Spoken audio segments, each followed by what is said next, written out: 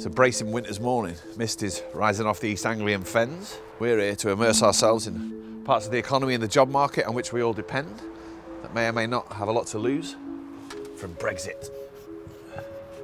It's somewhere we've been before. There's too many people in the country to cope. They've got the jobs, I haven't. Like if I get any kind of work, it's agency work. And even then, if I get that kind of work, then I'm turfed out because someone else wants to come in and do the work. What's the answer? Turf them out, turf as many out as they can. Well, those people arguably got exactly what they wanted. Now we've voted to leave the EU.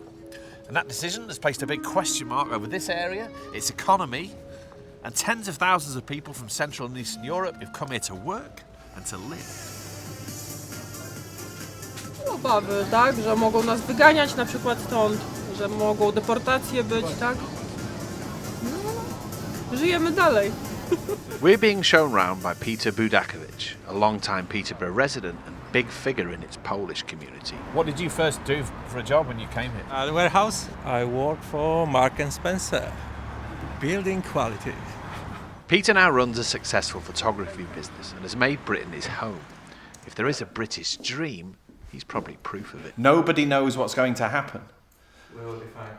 You'll be fine? We'll be fine. I have a British passport and I'm much more worried about the future than you. If you are able to move to the different country, start from the bottom and achieve something, you're gonna be okay even if they ask you to move somewhere else. On the beginning I went to work at factory. Food factory? Yeah, freezing really. I work like 12 hours a day and I never been unemployed because I will go to any job for future. I've got a house, I've got kids. Probably I will stay there forever if they let me. So there's an if there, right? That's the I mean, point. you know what's going on around. We just have to wait. They talking rubbish things like we come in to take them job, blah blah. But who gonna work for the 5-6 pounds per hour? Sorry you guys, yeah? These are fresh arrivals here. So where have you come from? From Hungary. De szerintem, hogyha bezárják a kapukat, akkor ez lehetséges, hogy Angliának is probléma lesz későbbiekben. Mert ugye aki itt él, én mondjuk oda konkrétan nem takarítanék, az biztos. Így ezt kell csináljuk, ezt dolgozzuk. Well, their message is pretty clear. You might think it's bad here, but it's worse in Hungary. You're from Bulgaria? Yeah. Did you get any work? In food production. Food production. Yeah. How much you get in an hour? 720. 7.20. Yeah. And that's good? It's not enough, but I didn't complain from it. We cannot ask for more. Is it working out though? Are you making enough money? For me, I'm making enough money, but I'm working about sometimes for 2 agencies, sometimes 3, 4, 5. Wow. So how many hours a day at the most? Oh, it depends. Sometimes I have 17 hours. 17-hour day. Yeah. The lifeblood of the economy here is temporary and agency workers, the vast majority of whom come from the EU. And if they sign up at a labour agency as warehouse workers, pickers or production workers, they'll get sent to work shifts at businesses that are spread around this whole part of the country. A large part of the British economy ticks over here. All high-vis jackets, minibuses taking people to and from warehouses and agricultural fields, and people who might get a day's work and might not. Csak már hazaküldtek. Jöttem dolgozni, aztán hazaküldtek. Hogy hazaküldtek? Hát mert nincs elég munka, és akkor van, akit hazaküldenek ilyenkor. Is this the smoking area? Fencore packaging in Wisbech makes the kind of plastic and cardboard displays that are an everyday part of shops and supermarkets. From the factory owner to the workers packing the boxes, there's a big problem hanging over everyone who works here. Brexit. Brexit. It is stressful, really. People don't know what to do, don't know if they want to stay here or not, because they're not sure if they can work, if they can live, if they can afford to stay, because the prices are gone already. Petya has worked her way up to be a supervisor and full-time employee. But the people who do the packing come from agencies. Chuck Norris, after the pictures, please. Chuck Norris. Chuck Norris, Yeah. So how many have you got in today? Yeah, I think we've got 5. Okay. But tomorrow, if a big contract came in, it could be 50. And then you just get on the phone and say, send me 50 people. Yeah. David is worried that bringing in workers might be very different post-Brexit.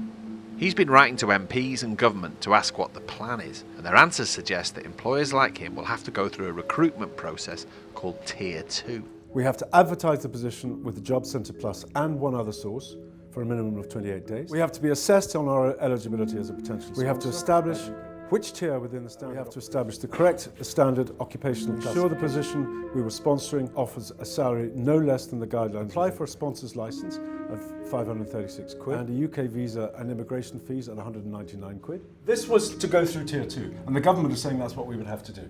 But for a temporary position, there's absolutely no way. We need someone tomorrow, not in 28 days' time. But to be devil's advocate, you see, they would say you jumping through all those hoops is the price you have to pay for keeping a lid on the resentments that exploded with Brexit. The social imperative, bringing down immigration, and the economic imperatives are completely at odds. We need these people. Why can't you just put up the wages and put everyone on permanent contract? Because swathes of businesses would go bust. If I have to employ 50 people here throughout the year, I wouldn't last a week. Could you pay people more? Well, we have to win contracts based on our price. I can't stand here and get on too much moral high ground here. I merrily go off to Lidl every day and buy cheap vegetables. But then I sort of come to Wisbech and see the price that's paid. I mean, it's sort of Darwinian. It's survival of the fittest here, really. And you know, I do have sympathy with people whose, in particular in this area, their hometowns have been invaded. But that's the price we pay for economic health and welfare. We went to see the agency who supply Fencore with their workers, Rapid Recruitment. The majority of businesses has an element that's unskilled or semi-skilled labour, and that's done generally by the EU workers. And the British people are involved generally in the admin, in the finance, in the sales, and the management. Okay, 8 people in total, yeah? Okay, no problem. You take the EU staff out, the business doesn't survive, and then you've got all the British people. Where are they going to work? I feel we're on the edge, sort of the precipice. Lionel is on his way to another factory, this one producing tea bags for a monthly ritual. God! And what are you about to do? Give our monthly Employee of the Month award. To become Employee of the Month requires what qualities? Good attendance, attitude, ethic, take on extra responsibilities. And the willingness to work like hell. And willingness to work very hard. Employee of the Month, with certificate, photograph on the wall in the Rapid office, and £25 at Tesco's, is Loretta. I was working flour factory, onion rings factory.